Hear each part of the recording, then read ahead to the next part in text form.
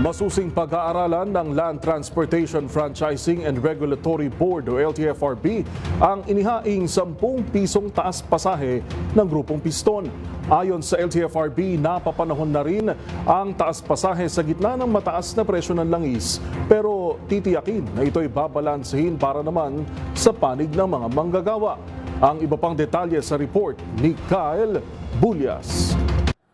Dadaan pa sa masusing konsultasyon mula sa iba't ibang stakeholder ang 10 pisong taas pasahe na hirit ng transport group na Piston.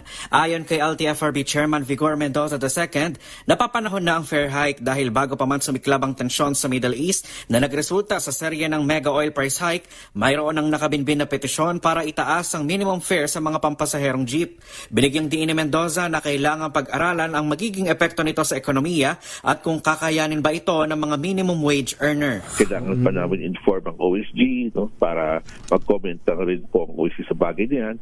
We have to consult yung Department of Economic Development para makuha yung implication, yung impact ng ating proposed fare sa petition.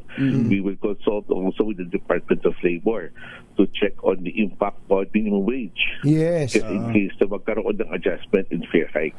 Una nang iginiit ng Piston na hindi sapat ang nagdaang rollback para mapunan ang ikinalugi ng mga tsuper dahil sa sunod-sunod na malakihang taas presyo sa langis. Samantala sa pag-arangkada naman ng service contracting program ng pamahalaan kahapon, dalawang problema agad ang nakita ng LTFRB. Una rito ay 40% ng mga kooperatiba ang wala pang bank account o e-wallet na nakapangalan sa kanilang grupo, habang may mga sasakyan naman na hindi pa rin narehistrado sa kasalukuyan. Bukod dito, sinabi ni Mendoza na limitado lamang ang budget sa programang ito, kaya hindi pa nito masasakop ang lahat ng ruta sa loob at labas ng Metro Manila.